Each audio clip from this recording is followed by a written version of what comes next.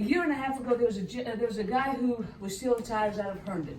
Out of Ashburn. He lifted 6 cars, stole the tires.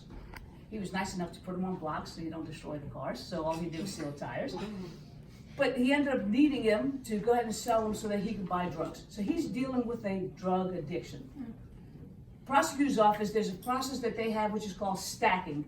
We watch TV, it says, prosecute to the fullest extent of the law, which is fine and dandy in some things, but it should not be used for everything.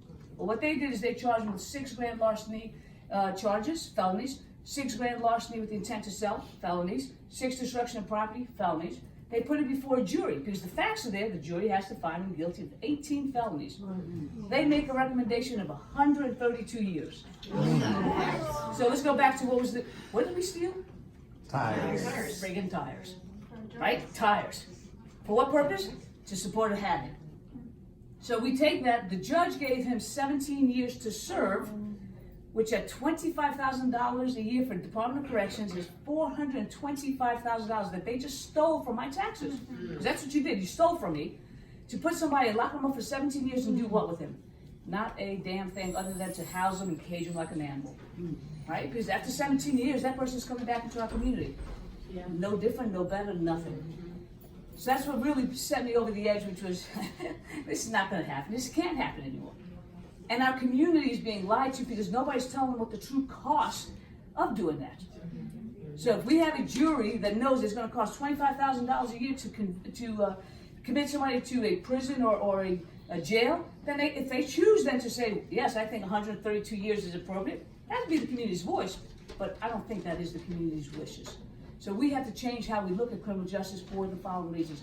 Why are we prosecuting and imprisoning people to that extent if it is not a safety issue? If it is a safety issue, different conversation. But we have to be wiser because with $425,000, do you know how many police officers I could put on the force? Yeah. Do you know how many school counselors I could have in school? How many teachers? Well, you know, social workers? These are the things that we have to start thinking about because our county budget is no different than our personal budget. We have limited means. Loudoun County is fortunate. We are the most affluent community. However, you don't stay affluent by waste. Right? You can't do that. So what we have to do is we have to invest. What are we investing? We have to invest in our people because if we could take those funds, put somebody in a program, and if it costs us $25,000, look what we've done. We've had that person change what their addiction is and hopefully be able to treat it. They come back and out of my community. They're working. What are they paying? Taxes. Look at that, right? So they're contributing. They maybe will have a stable family. They'll have stable housing. And then we stop with that recidivism, which basically means in and out of court, in and out of court, in and out of court. That's not serving anybody. It's great for statistics. And if you pay attention, you look at the papers right now, in Richmond, they have created some incentive program based on how they do funding. It's by the number of felony charges that are imposed upon a person and how many felony convictions they get.